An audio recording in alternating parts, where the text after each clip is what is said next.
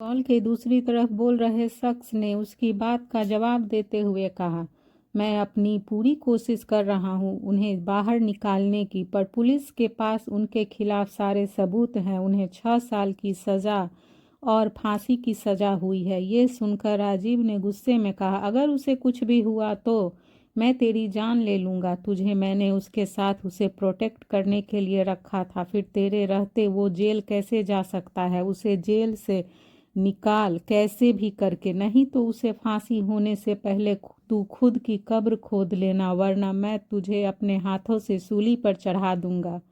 राजीव की आंखों में गुस्से की आग दिख रही थी।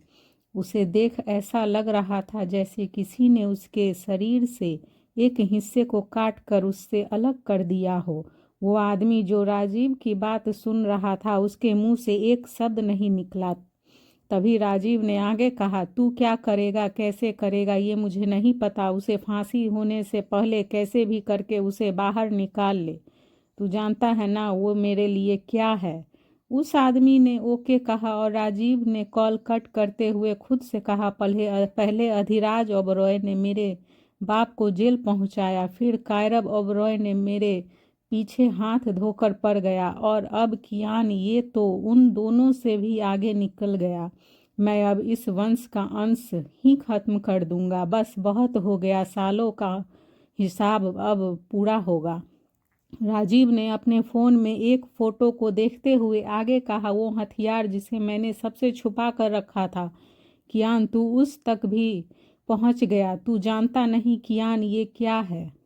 ये वो लोहा है जो समय आने पर तुझे काटेगा। ये कहते हुए राजीव हंसने लगा। वही उधर इंडिया में 1 महीने बाद सुहानी की प्रेगनेंसी को आज 3 महीने हो गए थे। उसके शरीर पर अब हल्का उभराव दिखने लगा था। डॉक्टर ने उसे बेड रेस्ट दिया था, इसीलिए सुहानी अब ज़्यादातर अपने रूम में ही रहती थी। सुहानी की तरह यशिका भी अपने रूम में ही रहती थी। ऋत्विक तो वापस ऑस्ट्रेलिया जाना चाहता था, पर ऐश्वर्या और सुहानी के जिद करने पर वो रुक गया और यशिका का डिलीवरी होने तक यहीं रहने का फैसला किया। शिवा के चेहरे की हवाइयाँ देखकर राहुल ने उससे पूछा, क्या हुआ? ऐसे मुंह लटका कर क्यों बैठा है, जैसे तेरी वाली को कोई और ले जा रहा हो? हाँ शिवा, मैं मुंह लटकाए हुए ही कहा।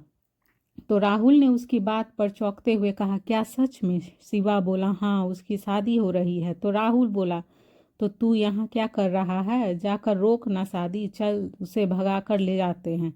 उसने अभी ये कहा ही था कि तभी पीछे से आते हुए अभिनव ने कहा, पहले मेरे साथ चल, मेरी वाली की कल ही शादी है। दोनों की बात पर राहुल ने दोनों को अजीब नज़रों से देखते हुए कहा, दोनों की शादी हो रही है और ये बात तुम दोनों अब बता रहे हो? अबे सालो, तुम्हें उनके बच्चों का बाप बनना है या मामा?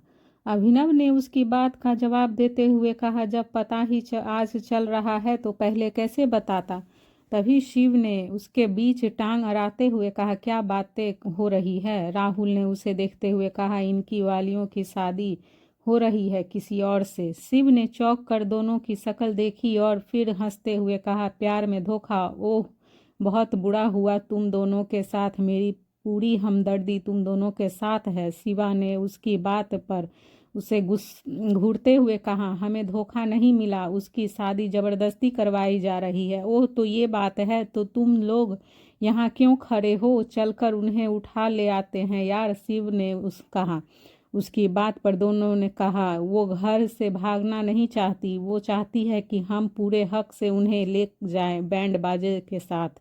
वो तो ये बात है, शिव ने फिर से कहा।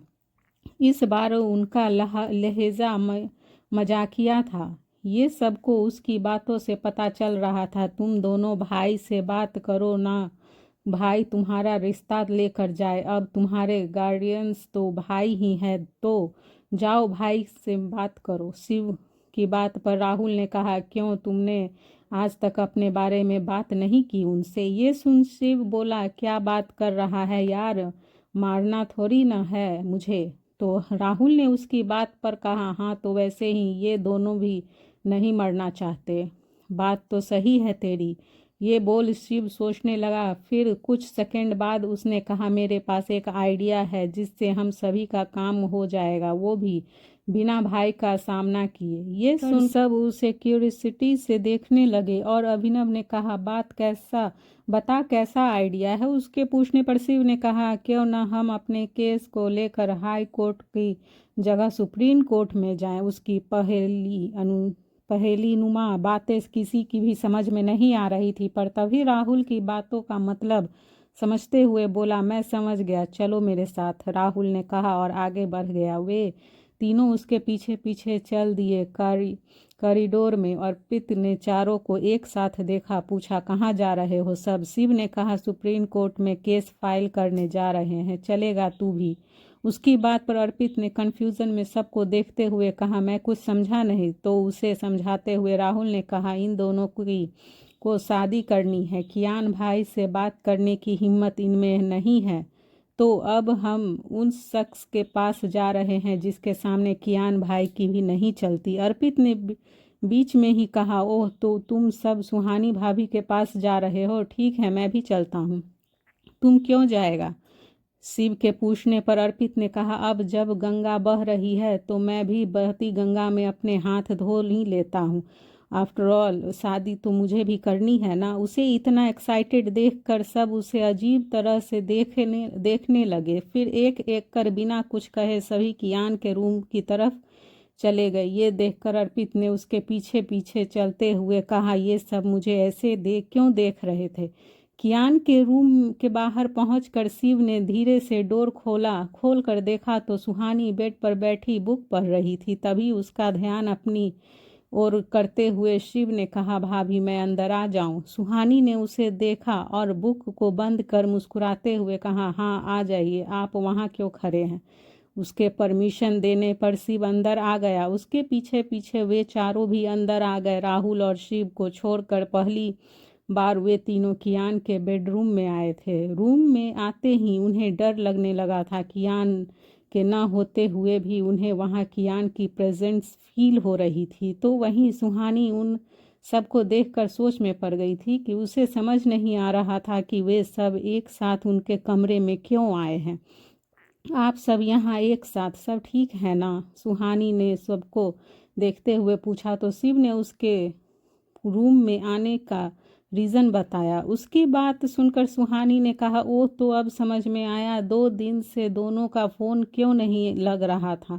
आंटी अंकल उन दोनों की शादी ज़बरदस्ती कैसे कर सकते हैं? भाभी, आपको भाई से इस बारे में बात करनी होगी, अब भाई ही कुछ कर सकते हैं, शिव ने कहा। उसके कहने पर अगले पल ही अर्पित ने अपना गला साफ किया। आवाज़ सुनकर सबने उसकी तरफ देखा तो राहुल ने कहा, इसे भी शादी करनी है क्या? आपने भी ढूंढ ली कौन है वो? सुहानी ने एक्साइटेड होते हुए पूछा। शिव ने जल्दी से कहा, अपनी भाभी की बहन आशी। सुहानी ने अर्पित को देखते हुए कहा तो उसने शर्माते हुए एक हाथ अपने बालों पर फिराया। तभी सुहानी ने उसको एक नज़र देखा और शिव से पूछा, और आपका क्या है? क्या आपको कोई नहीं मिली? चलो अच्छा है, मैं खुद ही आपके लिए एक अच्छी लड़की ढूंढूंगी। तभी शिव ने बीच में कहा, हाँ पर ज़्यादा दूर मत जाना, आसपास में ही देखना। उसकी बात पर सुहानी ने कहा, आसपास में कहाँ कोई अच्छी लड़की है? तभी शिव ने शर्माते हुए कहा, भाभी आप सही से देखेंगी तो यहीं घर में भी दिख जाएगी कोई ना कोई। उसकी बात पर सुहानी सोचने लगी और तभी उसने चौंकते हुए कहा, आशु, आप आशु की बात कर रहे हैं? हाँ, शिव ने धीरे से कहा। सुहानी ने हैरानी से पूछा, सच में आप उसे पसंद करते हैं? तभी अर्पित ने बीच में ही कहा, भाभी पसंद नहीं, पागल है ये उसके प्यार में। सब ने उसकी हाँ में हाँ मिला दिया। ये देख कर सुहानी ने कहा, वो तो मैं भी देख रही हूँ कि आप सभी कितने पागल हो गए हैं अपने प्यार में। मुझे आप दोनों के से कुछ पूछना है। ये कहते हुए सुहानी शिवा और अभिनव के सामने हाथ बांधकर खड़ी हो गई और दोनों को देखते हुए बोली, आप दोनों सच में उससे शादी करना चाहते हैं? देखो, मैं ये सिर्फ इसीलिए पूछ रही हूँ क्योंकि मैं उसकी दोस्त हूँ और उन्हें अच्छे से जानती हूँ। दोनों को हैंडल करना कितनी मुश्किल है। क्या आप दोनों लाइफ टाइम दोनों को हैंडल कर पाएंगे? उसके पूछने पर शिवा और अभिनव ने अच्छे बच्चों की तरह हाँ में सिर हिलाते हुए कहा, हाँ ये बात सही है आपकी, पर अब क्या कर सकते हैं, प्यार तो हो गया है ना, तो अब उन्हें झेल भी लेंगे। दोनों ने ये बात ऐसे कही थी मानो दोनों एहसान कर रहे हों। तभी सुहानी ने दोनों से कहा, तो ठीक है, अब जैसा मैं कह रही हूँ वैसा करिए, आप दोनों यहीं रहिए और आप तीनों जाइए और उन दोनों को यहाँ ले आइए, आगे मैं खुद हैंडल कर लूँगी। सुहानी ने शिवा और अभिनव को रोकते हुए कहा। शिव और अर्पित को पायल और अंशिका को लेने के लिए भेज दिया। वे सभी सुहानी के रूम से एक एक करके निकले तो वहीं खड़ी स्वाति और शिवी ने उन्हें रूम से निकलते देखकर कहा, ये लोग भाई भाभी के रूम में क्या कर रहे थे? स्वाति ने कहा, होगा कोई काम। शिवी ने हाँ कह और दोनों वापस से बातें करते हुए चली गई। सुहानी के खाने पीने का ध्यान शिवी खुद ही रख रही थी। सुहानी के सूप पीने का टाइम हो गया था, इसीलिए उसने मैड से सूप बनवाया और उसे ट्रे में लेकर सुहानी के रूम की तरफ जाने लगी। तभी सीढ़ियां चढ़ रही शिवी को ऐसा लगा जैसे उसकी आंखों के सामने अंधेरा छा गया हो। कियान ऋत्विक से बातें करते हुए हॉल में आ गया था और वहीं खड़े होकर दोनों किसी इम्पोर्टेंट टॉपिक पर डिस्कस कर रहे थे। वहीं शिवी जो लगभग आधी से ज़्यादा सीढ़ियां चढ़ चुक गई थी, उसे बार बार ऐसा फील हो रहा था जैसे उसके सामने रात हो गई है। उसने एक हाथ से अपना सिर पकड़ लिया और सीढ़ियों पर रुक गई। उसकी आंखों के सामने अंधेरा बढ़ता ही जा रहा था। तभी उसके हाथ में पकड़ी ट्रे अचानक से छूटकर नीचे गिर गई। आवाज़ सुनकर कियान और ऋत्विक दोनों ने उसे की तरफ देखा। शिवी को अपना सिर पकड़े देखकर कियान जल्दी से उसके पास जाने लगा। इससे पहले कि शिवी बेहोश होकर सीढ़ियों से नीचे गिरती, कियान ने उसे पकड़ लिया। उसने शिवी को अपनी गोद में उठाया और उसे लेकर सीधा मिनी हॉस्पिटल आ गया। उसे बेड पर लेटाकर कियान ने उसके गाल को थपथपाते हुए उसे आवाज़ दी, शिवी आंखें खोलो अपनी, शिवी होश में आओ, शिवी। कियान के बार बार आवाज़ देने पर भी शिवी को होश नहीं आया तो ऋत्विक ने उसे साइड करते हुए कहा, लेट, मैं चेक करता हूँ। उसकी बात मानकर कियान शिवी के पास से हट गया, दूर खड़ा हो गया। ऋत्विक शिवी को चेक करने लगा। तभी कुछ देर बाद ऋत्विक ने शिवी को चेक करके कियान की तरफ देखते हुए कहा, कॉन्ग्रेचुलेसन, तुम मामा बनने वाले हो, सी इज़ प्रेग्नेंट।